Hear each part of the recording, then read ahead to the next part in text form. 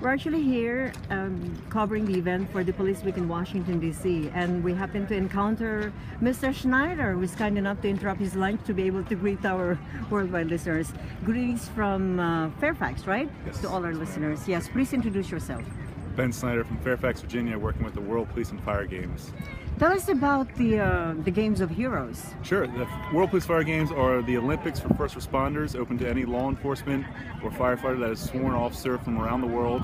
The games will be held in Fairfax, Virginia this June 26th to July 5th. We're expecting about 10,000 athletes from over 60 countries to participate. And how long have you been doing this? I've been working on this project for about 2 years.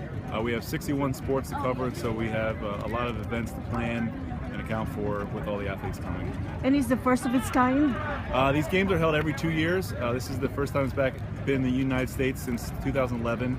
It goes in 2017 to Montreal and then 2019 to Chengdu, China. And what are the categories?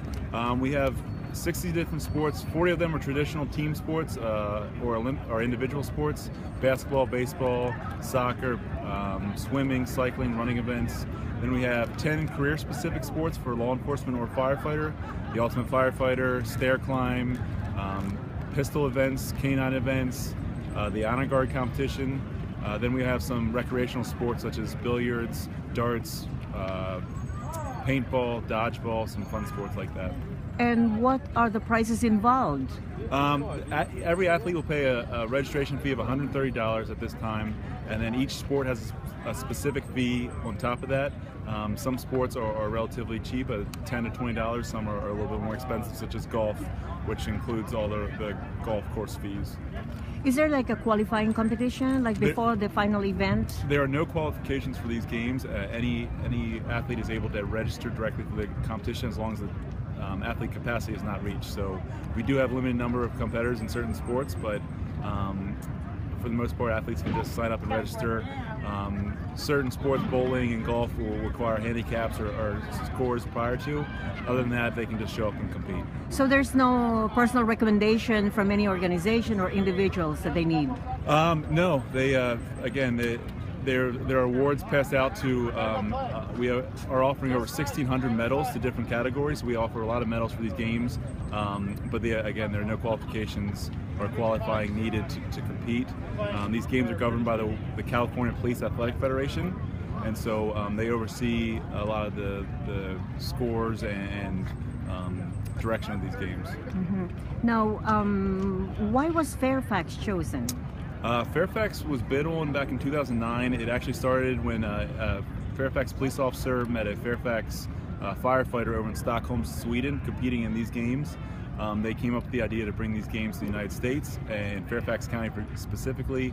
They started the bid process, reached out to the Federation, and eventually won the bid in 2009 and brought the games to Fairfax. This is the first time the games will be held in a county setting as opposed to a city setting. So these games are spread out across Fairfax County and some of the surrounding counties, a much larger footprint than usually seen for these games. And how many people do you intend to have participating at the same time, the people that will go there to see the games? Sure, we're expecting about 10,000 athletes and probably 1 to 2 spectators per athlete. So overall, we're anticipating anywhere between 40 to 50,000 visitors to this region, National Capital Region, in June and July. Again, about 10,000 athletes will be participating, and I think right now we have about 60 different countries represented by at least 1 or 2 athletes. And why should it be, Mr. Snyder, a must-see for the people? This is a once-in-a-lifetime event, especially for the National Capital Region. These games move around every 2 years, and again, will not be back in the United States until at least 2023. So this is a one-time opportunity specifically for the National Capital Region. A great opportunity to support law enforcement and firefighters who serve their communities regularly. Is there an entrance fee to be able to see the games? All spectators are free to watch the games. There's no admission charged, with the exception of opening ceremonies, which are going to be held at RFK Stadium in Washington, D.C. Everything else is free for spectators. So aside from the athletes, how else can the other people participate or join in like in terms of volunteering? We need a lot of volunteers, and that's both on the field and handling all the administrative details of these games. We need a lot of people to just come out and support these athletes. Again, a lot of them are coming from around the world and don't necessarily have familiarity with this area, so this gives a good opportunity for them to come out and show these athletes around and give them some guidance while they're here. Thank you for the information. If you were to do a 30-second commercial, what would it be? How would it sound from the Games of Heroes? Come out to support these law enforcement and firefighters from around the world. It's a once-in-a-lifetime opportunity, and truly give the opportunity to give back to those first responders who serve their communities every day. Thank you.